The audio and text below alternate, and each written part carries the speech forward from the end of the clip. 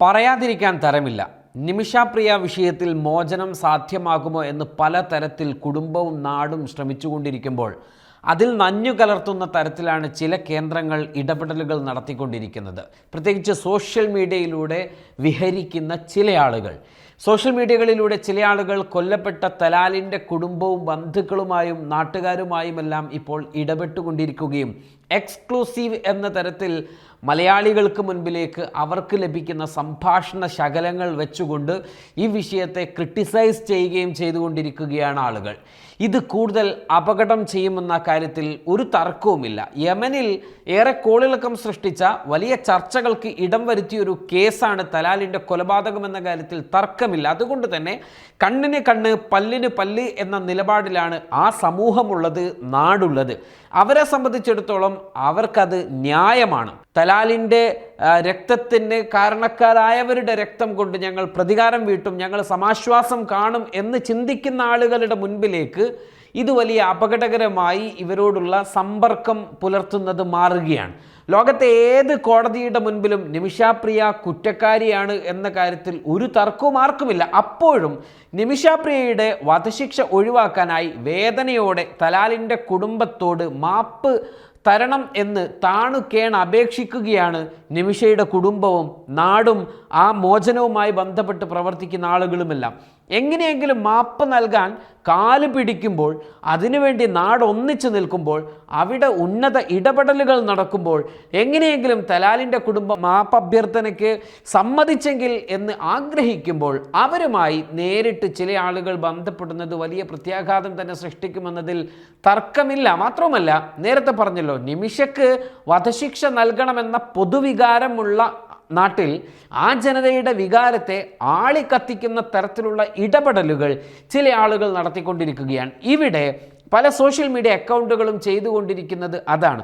ഈ വിഷയത്തിൽ എത്രമാത്രം മലയാളികൾക്കിടയിൽ വെറുപ്പ് ഉൽപ്പാദിപ്പിക്കാൻ കഴിയുമോ അത്രമാത്രം, അതല്ലെങ്കിൽ അതിനേക്കാൾ അത്തരത്തിൽ പ്രവർത്തിക്കുന്ന ചില ആളുകൾ തലാലിൻ്റെ കുടുംബ വക്താവുമായി ഒരഭിമുഖം ഓൺലൈനിലൂടെ നടത്തുന്നത് കാണുന്നു. ഇതുമൂലം ആ വാദിഭാഗത്തിന് കേരളത്തിലും നമ്മുടെ രാജ്യത്തും നടക്കുന്ന ചർച്ചകളിൽ ഈ വിഷയത്തിൽ അഭിപ്രായ വ്യത്യാസം ഉണ്ട് എന്ന് സ്വയം ബോധ്യമാകാൻ കാരണമാവുകയാണ്. ഇതുകൂടാതെ ചിലർ തലാലിൻ്റെ സഹോദരൻ്റെ നിമിഷയ്ക്ക് മാപ്പില്ല എന്ന് തലാലിൻ്റെ സഹോദരൻ ഫേസ്ബുക്കിൽ കുറിച്ച ആ കമൻറ്റിനടിയിൽ, ആ പോസ്റ്റിനടിയിൽ കമൻറ്റ് ചെയ്യുന്നതും കാണുകയാണ്. ഇതൊക്കെ വിഷയത്തിൽ വലിയ തിരിച്ചടികൾ നേരിടുമെന്ന കാര്യത്തിൽ ഒരു തർക്കവുമില്ല. നമ്മുടെ നാട് പോലെയല്ല യമൻ എന്ന് പറയുന്നത്. അവിടെ പ്രത്യേക നിയമവും പ്രത്യേക റൂളും ഒക്കെയുള്ള സ്ഥലങ്ങളാണ്. അവർ പ്രത്യേക വിഭാഗങ്ങളാണ്, ഗോത്രങ്ങളാണ്, പലതരത്തിൽ ജീവിതം മുന്നോട്ട് പോകുന്ന ആളുകളാണ്. ഗോത്ര തലവന്മാരും നാടുവാഴികളുമൊക്കെയുള്ള നാടാണത്. നിരന്തരമായ പോരാട്ടത്തിലൂടെ കടന്നു പോകുന്ന ജനതയാണവർ. ലോകത്തിലെ ഒട്ടുമിക്ക രാജ്യങ്ങൾക്കും നയതന്ത്ര ബന്ധം പോലും ഇപ്പോഴും യമനോടില്ല, ഈ ആധുനിക കാലത്തും ഇല്ല എന്നതിൽ നമ്മൾ മനസ്സിലാക്കേണ്ടതുണ്ട്. ഏത് തരത്തിലൂടെയാണ് ആ നാട് പോയിക്കൊണ്ടിരിക്കുന്നത് എന്ന്. ആയുധമെടുത്ത് പോരാടുന്ന വിഭാഗമാണ് അതിൽ മിക്കതും എന്ന് നമുക്കറിയാം. അത്തരം ആളുകളെ ബന്ധപ്പെടാനും അവരെ പരിചയപ്പെടാനുമൊക്കെ ഇത്തരം ആളുകളുടെ സോഷ്യൽ മീഡിയയിലൂടെയുള്ള ഇടപെടലുകൾ കാരണമാകും എന്നതിൽ തർക്കമില്ല. മലയാളികൾക്ക് തോക്കേന്തിയ മനുഷ്യരോടുള്ള സമ്പർക്കം വളരെ കുറവാണ്. മലയാളികൾ തോക്കേന്തിയ മനുഷ്യരെ കാണുന്നത് പല മിലിറ്ററി സ്ഥലങ്ങളിലും സെക്യൂരിറ്റി ഇടങ്ങളിലുമൊക്കെ പോകുമ്പോൾ മാത്രമാണ്. അതും വളരെ പരിമിതമായാണ് ആളുകൾ കാണുന്നത്. ഇസ്രയേൽ പോലെ, അതല്ലെങ്കിൽ ഇത്തരത്തിലുള്ള രാജ്യങ്ങൾ പോലെ നിരന്തരം തോക്കുധാരികളായ ഉദ്യോഗസ്ഥർ നമ്മുടെ നടുവിലൂടെ നടക്കുന്ന ചിത്രം മലയാളികളെ സംബന്ധിച്ചിടത്തോളം ഏതായാലുമില്ല. ഇത്തരത്തിലുള്ള തോക്കേന്തിയ മനുഷ്യരുടെ ഫേസ്ബുക്ക് പ്രൊഫൈലുകൾ മലയാളികൾക്ക് അറിയുക പോലും ഇല്ല ഒരു പരിധി വരെ.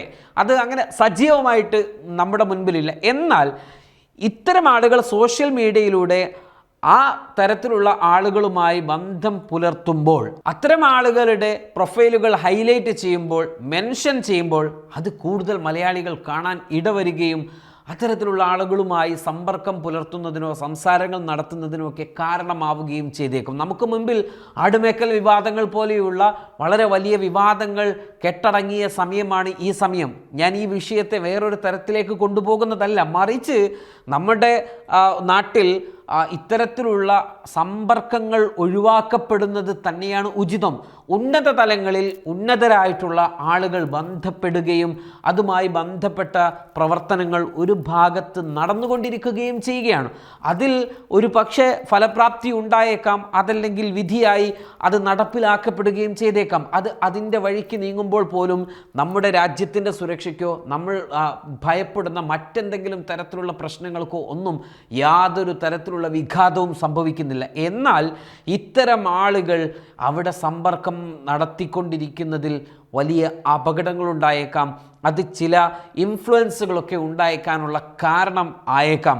ഈ AI കാലത്ത് ഇത്തരത്തിലുള്ള ഒരു അവസ്ഥയെ ഭയപ്പെടേണ്ടതുണ്ടോ? ഇതൊക്കെ ആർക്കും എല്ലായ്പ്പോഴും തുറന്നു കിടക്കുന്ന വ്യവസ്ഥയല്ലേ എന്നൊക്കെ ചോദിക്കുന്നവരുണ്ടായേക്കാം. നിങ്ങൾ പറയുന്നതും സത്യമായേക്കാം. പക്ഷേ അതിലേക്ക് കൂടുതൽ ആക്കം നൽകുന്ന, കൂടുതൽ വേഗത കൈവരിക്കപ്പെടുന്ന സംഭാഷണങ്ങളും അതിതീവ്രമായിട്ടുള്ള വിഷയത്തിലൂടെയുള്ള ഇടപെടലുകളുമൊക്കെ അത് നെഗറ്റീവായിട്ട് ഭവിക്കാൻ സാധ്യതയുണ്ട് എന്ന നല്ല ഒരു ചിന്തയിൽ നിന്ന് വേണം നമ്മൾ ഈ വിഷയത്തെ സമീപിക്കുമ്പോൾ. ദയവ് ചെയ്ത് ഇത്തരത്തിലുള്ള ആളുകൾ നിങ്ങളുടെ വ്യക്തിപരമായ വീക്ഷണങ്ങളിലൂടെ അത്തരം ആളുകളോട് സംസാരിക്കുന്നത് ഒഴിവാക്കുക തന്നെ വേണം. നമുക്കിവിടെ ഗവൺമെൻറ് സംവിധാനങ്ങളുണ്ട്, നമുക്കിവിടെ കൃത്യമായ സംവിധാനങ്ങൾ പ്രവർത്തിച്ചു കൊണ്ടിരിക്കുന്നുണ്ട്.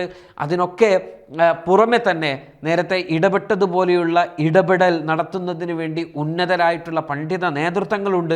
അവരൊക്കെ ആ വിഷയത്തിൽ ഇടപെടൽ നടത്തിക്കൊണ്ടിരിക്കുമ്പോൾ ഈ പറയപ്പെടുന്ന വിഷയങ്ങളിലൂടെ അല്ല കടന്നു പോകുന്നത്, മറിച്ച് അതൊരു സൗഹാർദ്ദത്തിൻ്റെയും സഹവർത്തിത്വത്തിൻ്റെയും മറ്റു തരത്തിലുള്ള വിഷയങ്ങളിലൂടെയൊക്കെയാണ് കടന്നു പോകുന്നത്. എന്നാൽ ഈ നേരിട്ടുള്ള ഇടപെടലുകൾ ഇത്തരം അവസ്ഥകളിലൂടെ അല്ല ഉണ്ടാകുന്നത്, വൈകാരിക സംഭാഷണങ്ങളിലൂടെയാണ് ഇത് കടന്നു പോകുന്നത് എന്നതാണ് ഇവിടെ ഏറ്റവും വലിയ അപകടം ഉണ്ടാക്കുന്നത്. ആ അപകടത്തെ തടുത്തു നിർത്തേണ്ടതുണ്ട്. അത് ശ്രദ്ധിച്ച് തന്നെ കൈകാര്യം ചെയ്യേണ്ട വിഷയമാണ് എന്ന് പറയുന്നതിൽ തർക്കമില്ല. അത് ആ രീതിയിൽ തന്നെ നമ്മൾ കൈകാര്യം ചെയ്യുകയും വേണം.